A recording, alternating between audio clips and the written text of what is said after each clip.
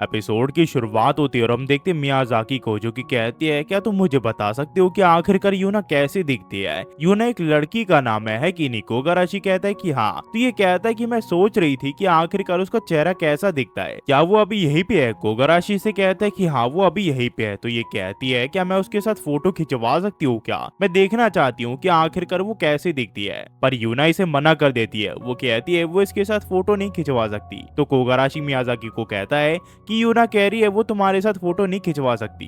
Miyazaki फिर इसे पूछती है क्या तुम्हारे पास कोई ऐसा रास्ता है जिससे मैं यूना से बात कर सकूं? दरअसल मुझे कोजा इंसिडेंट के लिए उसका शुक्रिया करना है। पर कोगाराशी से बताता है उसके लिए तुम्हें करीब 10 साल तक ट्रेनिंग करनी पड़ेगी, जिसके बाद ही तुम घोष से बातचीत कर सकते हो और उसे देख सकते हो। पर उसके अलावा भी मेरे पास एक आसान रास्ता है। कोगाराशी फिर यूना और मियाजाकी को एक पेन और पेपर पकड़ा देता है, जिससे ये दोनों एक दूसरे से लिखकर बात कर सकते हैं। और हम देखते हैं ये दोनों एक दूसरे से बात करने लग जाती है, वो भी क्लास के बीच में। यूना यहाँ मियाजाकी को बताती है दरअसल जिस रूम में कोगाराशी रहता है वो उस रूम की बॉन्ड घोस्ट है और वो वहीं पे रहती है और ये दोनों एक ही रूम पे सोते हैं। ये देख के मियाजाकी कोगाराशी को गुस्से से देखने लग जाती है। वही कोगाराशी सोच रहा होता है कि आखिरकार अब मैंने क्या कर दिया। यहाँ पे मियाजाकी फिर यूना से पूछती है क्या वो दोनों एक दूसरे को डेट कर रहे हैं। यूना इसे बताती है कि वो एक घोस्ट है और किसी को डेट करने का आइडिया ये कभी भी नहीं सोच सकती है। तो यहाँ मियाजाकी से बताती है कि यहाँ पे कोगाराशी एक मर्द है और वो उसके साथ कुछ भी कर सकता है। पर यहाँ पे यूना इसे समझाती है कि कोगाराशी ऐसा बिल्कुल भी नहीं है। मियाजाकी फिर एक क्लासरूम के यहाँ पे कुछ काम करने लग जाती है, जिसमें यूना भी इसकी मदद करती है। तो मियाजाकी इसका शुक्रिया करती है इसकी मदद करने के लिए। पर यूना कहती है ऐसी कोई बात नहीं है। यूना फिर मियाजाकी को बताती है वो पहली पर्सन है जिससे यूना ने इतनी देर तक बात की है और वो उसे माफी भी मांगती है उसके क्लासरूम के वहाँ पे स्कर्ट उठाने के लिए। तो मियाजाकी कहती है कि हाँ तुम मेरे स्कूल यूनिफॉर्म के एग्जाम करना चाहती थी ना, तुम उसे कर सकती हो। जिसके बाद मियाजाकी अपने कपड़े उतार देती है। तो यूना इसके लिए उसका शुक्रिया करती है। मियाजाकी कहती है ऐसी कोई बात नहीं है, पर मैं थोड़ी क्यूरियस हुआ आखिरकार तुम कैसे दिखती हो यूना। यूना फिर इसे कहती है कि तुम मेरे चेहरे को छू सकती हो। यूना फिर इसका हाथ लेके अपने चेहरे पे लगा देती है, जिससे यहाँ पे मियाजाकी भी यूना के चेहरे को महसूस कर पा रही होती है।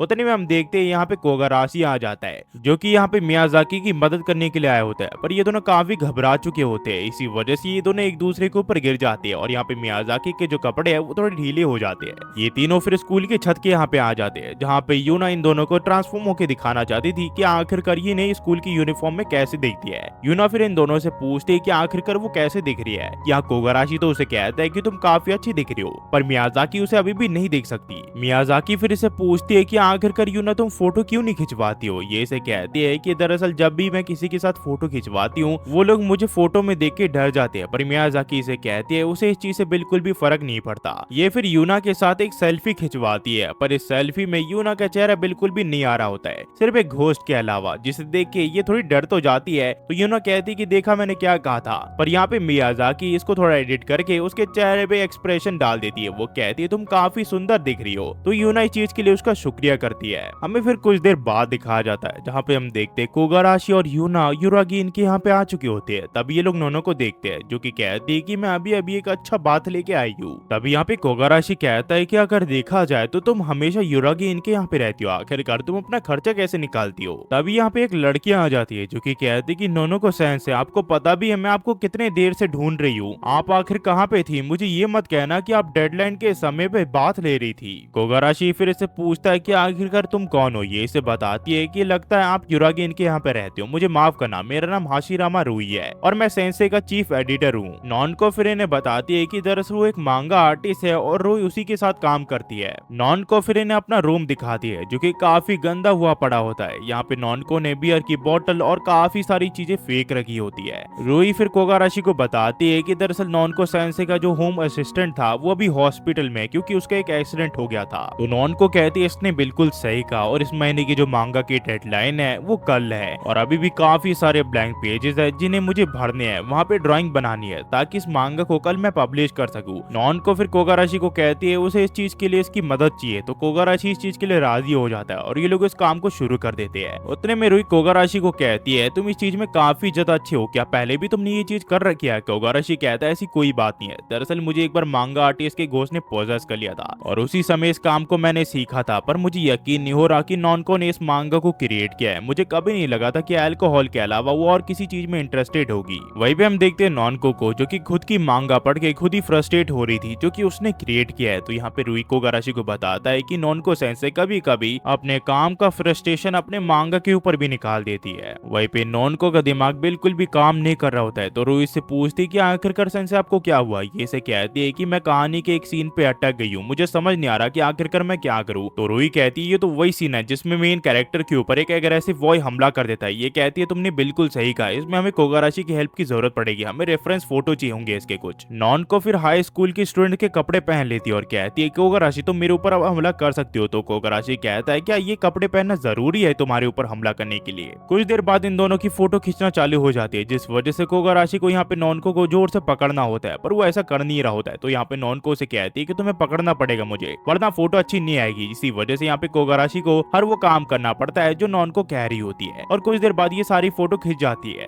रुई फिर कोगाराशी को हाई स्कूल की लड़की के कपड़े भी पहनने के लिए कहती है और यहाँ पे ये दोनों फोटो खींच लेते हैं। पर यहाँ पे कोगाराशी काफी ज्यादा हिल चुका होता है अब, और काफी देर काम करने के बाद ये लोग उस मांगा की डेडलाइन से पहले उस मांगा को क्रिएट कर लेते हैं, जिसमें रुई का काफी बड़ा हाथ होता है। कोगाराशी फिर नॉनको को कहता है कि लगता है तुम्हें इस काम से काफी ज्यादा प्यार है। ये कहती है तुम ऐसा समझ सकती हो, दरअसल काफी समय पहले मैं सागिरी की तरह एक योकाई हंटर थी। उस समय मैं काफी अच्छी लड़की हुआ करती थी, जो मुझे कहा जाता था वो मैं करती थी और योकाई से मैं अपनी पूरी ताकत के साथ लड़ती थी। पर एक दिन एक योकाई से लड़ते हुए मुझे काफी बुरी चोट आई और मैं मरने के कगार पे पहुंच गई और मुझे लगा कि क्या मेरा अंत ऐसे ही हो जाएगा बिना अपनी लाइफ को एंजॉय किए। पर उस समय मेरी जान बच गई, जिसके बाद मैंने फैसला किया कि मैं अपनी लाइफ में वो करूंगी जो मैं करना चाहती थी, जिस वजह से मैंने अलग अलग स्किल को ट्राई करने का फैसला किया। मैंने मांगा को भी ट्राई किया था, इसी वजह से मुझे ये अच्छा लगा, पर मुझे अभी भी लगता है कि मैं बैटल से अभी भाग रही हूँ। तो ये कहता है ऐसी कोई बात नहीं है, मुझे नहीं लगता कि तुम योकाई को हंट करने से अपने आप को रोक सकती हो। हमें फिर कुछ घंटों बाद दिखाया जाता है जहाँ पे इनका काम खत्म हो जाता है। तो रुई यहाँ पे इनका शुक्रिया करके यहाँ से चली जाती है। पर यहाँ पे अब नॉनको काफी ज्यादा थक चुकी होती है, वो सोच रही होती है कि अब वो एक ठंडा बियर पिएगी। पर यहाँ पे कोगाराशी जाने लग जाता है। तो नॉनको कहती है कि रुको,